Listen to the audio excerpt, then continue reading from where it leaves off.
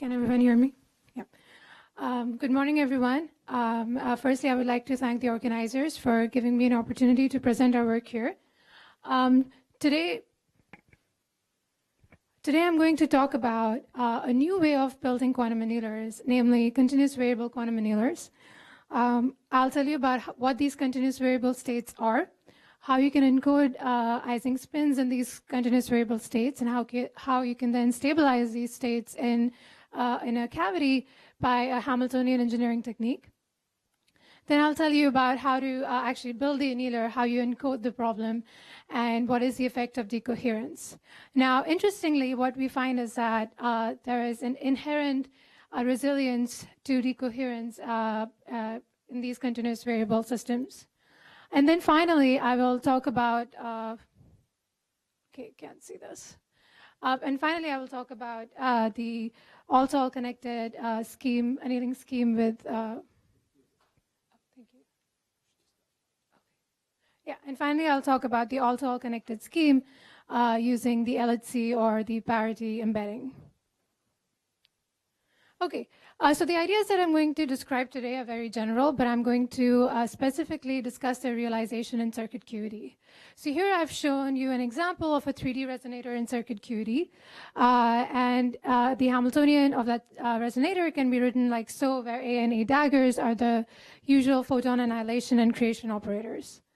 Now this circuit can be modeled as an LC resonator, and you can visualize the states inside this resonator using a phase space picture, using the Wigner representation in the phase space. So for example, if the resonator is empty, it is represented like so in the phase space, and now you can drive the system by a usual microwave drive, and you can excite coherent states. So for example, coherent state alpha equal to 2.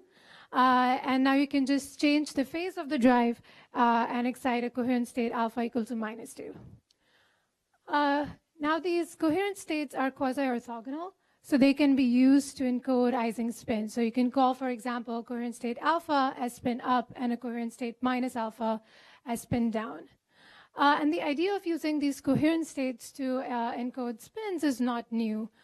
For example, it's being currently used, a similar concept is being currently used in Yale for building hardware-efficient digital quantum computers. And it's also the concept used in Yoshi Yamamoto's coherent Ising machine that Ryan spoke of yesterday. Okay, so now we would like to stabilize both these two states in the resonator simultaneously. In order to do that, the first thing that we do is replace the inductor by a single Josephson junction. So the effect of that is that you get a nonlinearity in the resonator, and you get a Kerr-Nonlinearity, which means that the energy of the resonator now depends on the number of photons in it. So there are actually very easy ways to induce this Kerr-Nonlinearity in circuit QED. For example, you can do that by embedding a transmon in a coplanar waveguide type resonator, or by coupling it with a 3D resonator. So it's a very standard technique in circuit QED. For the next thing, we'll use actually a trick that is regularly used in Josephson parametric amplifiers. So we'll replace a single junction with a squid loop, and now drive the flux through the squid loop at twice the frequency of the resonator. So this means that the resonator can exchange photons only in pairs with the flux drive. And so you get this, the parametric or two-photon drive here. And this Hamiltonian is really the powerhouse of our annealer. So let's look at this Hamiltonian in a rotating frame, a frame that rotates at the frequency of the resonator. In the rotating frame, the Hamiltonian reduces to this form. So you have the Kerr-Nonlinearity and you have the two-photon drive. And this is just a factorized version of that Hamiltonian. In this form, you can clearly see that there'll be two coherent states. Remember, coherent states are the eigenstates of the photon annihilation operator. So there'll be two coherent states, plus minus alpha naught, where alpha naught is square root of EP by K, which are actually the degenerate eigenstates of this Hamiltonian. So there you have engineered a Hamiltonian which can encode these Ising spins in it. So there is also a very intuitive semi-classical way to understand this result, and you can do that by looking at the phase space potential or meta potential corresponding to this Hamiltonian. So you basically just replace the photon annihilation and creation operators by the complex numbers x plus iy and x minus iy. So here you see that the meta potential is actually an inverted double well structure with two peaks at plus and minus alpha naught. So even in this phase space picture, you expect your system to live around these 2 points, and they have the same energy because they have the same height. Okay, so this is a closed system, but of course we're going to have losses. And in these cavities, the major source of decoherence is single photon loss from the cavity. So what we have shown is that as long as the rate of single photon loss is smaller than the strength of the drive, which is a condition that can be easily reached in circuit QED. As long as this condition is satisfied, the coherent states remain the eigenstates of the system. Furthermore, these coherent states are the eigenstates of the photon annihilation operator. So even if there is a random photon loss event, these states will not undergo a spin flip. So that is another motivation of why we want to encode an Ising spin in these states. Okay, before I go further, I would like to mention that this is, in fact, an excellent way to create large microwave photonic cat states in a cavity. But I won't go into that for now. So till now, I've described to you how we can encode these Ising spins in the resonator. Now let's see how we can actually solve a problem. Let's look at a simple problem of a single spin in a magnetic field. To solve this problem, you need a single resonator. So you have a single nonlinear resonator with the two-photon drive. And now, in addition, we add a small amount of single-photon drive to it. Now, to intuitively understand what this single-photon drive does, let's again look at the meta potential for the Hamiltonian. Now, the meta potential, again, looks like an inverted double well structure with two peaks at plus minus alpha naught. But now the heights of the two peaks are different. That means the single photon drive has lifted the degeneracy between these two coherent states. That means that it acts as an effective magnetic field. So if the phase of the single photon drive is in phase with the two photon drive, then the coherent state minus alpha naught is lower energy. Whereas if the phase of the single photon drive is opposite to that of the two photon drive, then the coherent state plus alpha naught is the lower energy state. And you can effectively write this Hamiltonian in this form, where J is now the effective magnetic field, and sigma Z is the Pauli Z operator in the coherent state basis. So now you have embedded your problem Hamiltonian in this circuit. So let's look at the adiabatic protocol again. So we have the problem Hamiltonian, but we want some initial Hamiltonian with an easy ground state. So in our case, the information is stored in the phase of the coherent state. So the initial Hamiltonian must have large phase fluctuations. And what has large phase fluctuations? It is a number operator. So your initial Hamiltonian looks like this. Which means that initially, basically, the drives are detuned from the resonator. And the ground state of this Hamiltonian is vacuum. So what we're going to do here is start with the resonators in vacuum and then implement our annealing protocol so that at the end we end up in one of the coherent states. So let's actually look at how these states evolve. So here we implement the adiabatic protocol. We initialize the resonator in vacuum. We slowly increase the strength of the two-photon and single-photon drives and decrease the detuning between the drives and the resonator. And the resonator starts from vacuum and then evolves to the ground state coherent spin configuration. It is interesting to note here that we're starting with the classical state and we're ending in a classical state, but we're actually taking a quantum mechanical path. And that is shown by the negative Wigner functions during the adiabatic protocol. So the negativity of the Wigner function is the hallmark of quantumness. So this is really a quantum process. And so you can hope to achieve quantum speedups. Okay. So those evolutions that I showed you was in the absence of any photon loss. But what happens if there is photon loss? So the state at t equal to 0 is vacuum, so it's invariant to photon loss. And the states at the end of the annealing protocol are coherent states, so they're also invariant to photon loss. But what happens at intermediate times? What we have shown is that the quantum fluctuations in the instantaneous ground states, irrespective of the problem Hamiltonian. So the quantum fluctuations in the instantaneous ground state are actually such that the instantaneous ground state is stable or less invariant to photon loss. So you can actually look at the rate at which the ground state is kicked to the excited state under the action of a photon loss event, and the rate at which the excited state is kicked to the ground state under a photon loss event. What we find is that the probability of going up is actually much smaller than the probability of coming back down again, which means that if during your annealing process there was a photon loss event, so there's a small probability that you actually get out of the ground state to the excited state, but then you'll actually come back down again really fast. This means that the ground state has, the instantaneous ground state has an inherent resilience to photon loss. So in presence of losses, we would expect this annealer to perform, to have higher success probabilities. And I'll illustrate this with an example in just 3 slides. So just wait for 3 slides. So till now, I showed you how you can implement a simple problem of a single spin. But of course, we're interested in more general problems. So we would like to implement an all-to-all connected scheme. So we're going to follow the LHC scheme, which was described in the previous talk by Andrea. So here we will replace, so we have the triangular lattice, and we replace the physical spins by our nonlinear resonators. And we have the 4-body coupling between the resonators, and here is the LHC Hamiltonian. So the problem is encoded in the local magnetic field to each of the spins, or the resonators. And I've already told you how I can implement the local magnetic field by simply adding a single photon drive to the resonators.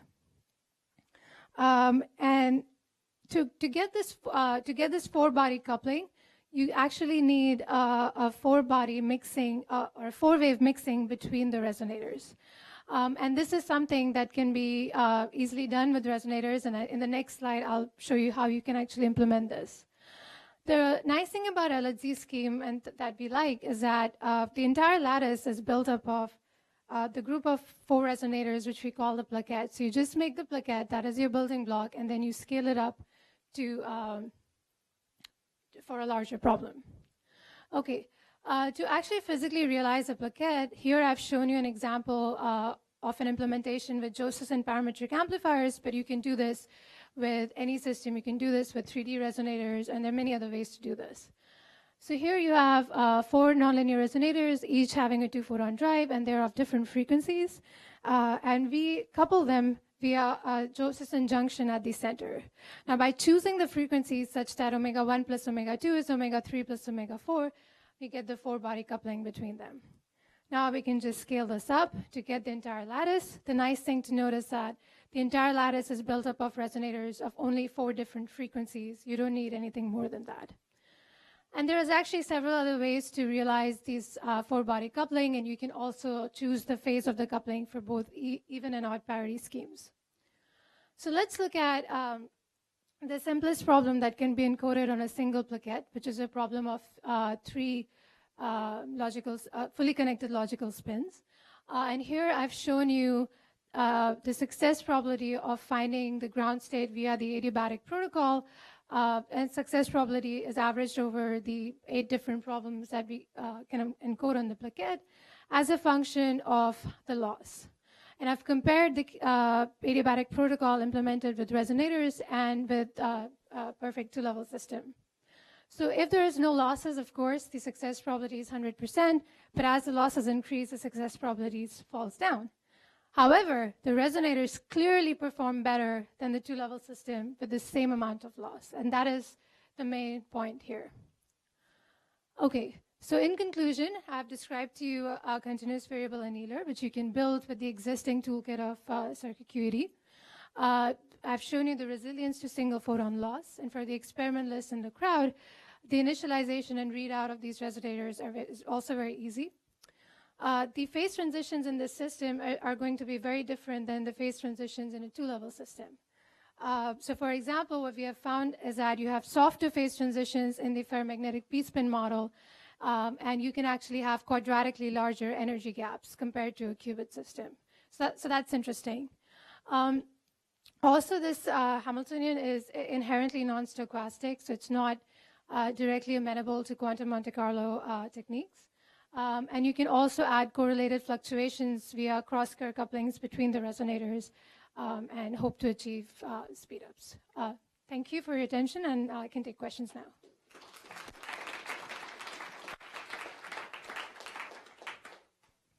Okay, thank you. We have time for questions. Seth. So I guess, may I make a comment and then ask a question? So, or maybe I'll just phrase it as a question. So the first question would be, while you're in this adiabatic passage going between the stable states being either plus alpha or minus alpha, you show that the Wigner function has negative terms in it. So there's something quantum mechanical going on by that definition. But you never really get. Do you ever get any real superposition of the two alpha and minus alpha? I mean, it would seem to me that, for instance, alpha 1 over root 2 alpha plus 1 over 2 minus alpha, the Schrodinger cat state, would pretty much immediately decohere due to photon loss. Yes. So you can. So if there is no weight, so if there's no single photon loss, you will get this this cat state superposition, and of course that cat state superposition is going to decohere. But we're not interested in the cat states, right? We're interested in either alpha or minus alpha for the Ising problem. Well, yeah, though you were going to have a fair amount of loss in the system, I would imagine. So I would imagine that would decohere rather rapidly. Yeah. So my second question is merely, what is the strength of this four-mode coupling induced by these in this graph that you have? What is the strength? Yeah, oh, the physical numbers that we can get. Yeah, what's the number? Yeah. Okay, so so for example, in the single Josephson with the single Josephson junction, you can get a few hundred kilohertz of coupling. However, the interesting thing is that in this form, the coupling are proportional to the size of the coherent state. So they get their scale as n squared. So the larger coherent state you have. Say you have a coherent state of 2, then they get multiplied by 16 and so on. So I see, but then the loss and decoherence problem becomes larger because the larger the coherent states are. Well, at the end you don't care, right? At the end you just have. I care. But at the end you just have either a coherent state alpha or minus alpha. They can be as big as you want. Nothing's going to happen to those states. But then, in that situation, what is quantum mechanical about this process? It's really at the short time that your quantum mechanical properties kick in. You don't care about the end of the protocol. It's during the beginning stages that it's really quantum mechanical. Okay, I'm just having a difficult time wrapping my mind about just how quantum this is. Particularly at couplings of a kilohertz. So if, for example, there is no losses or anything, you will get a completely entangled state at the end, and it's completely quantum mechanical. So I can actually show you a plot here, which this is actually a so this is when I have two couple spins, and again, you look at success probability in terms of losses, but you can also look at the entanglement in the system. And you see that if there's no loss, of course, there's maximum entanglement when you run the protocol with resonators and qubits. But if for the same amount of loss, the resonators are still entangled, whereas the qubits are completely disentangled. Okay. No, I don't get me wrong. I think this is a very interesting scheme that I just want to try to understand what's going on. That's why I'm asking these questions. Thank you. Any further questions? Professor Nishimori? So in your conclusion page, you said that the phase transition becomes softer. And is it intrinsic to your method of CQED, or is it a theoretical matter of LZ scheme? No, it's a general interest of this particular scheme. It's not related to LZ or anything. It's basically the softer phase transition is a factor of using this resonator setup rather than LHC or anything like that. Nikkei? Hello. I was impressed that it's so easy for you to do ZZZZ, and I wonder how would you do XZYZ or XXYZ or something like that? I don't know. So as I said, XX is the cross-Kerr couplings. Their strength is almost the same as the four-body coupling. I don't know about XYZ or anything like that. You can do XX, I can do problem. XX, yeah. Okay. It would be very powerful if you could do something like XXYZ or something like that. Yeah, sure, of course. But I'm saying it's powerful even without that. Oh, of course, yeah. Okay, time perhaps for one quick last question. If not, let's thank the speaker again. Thank you very much.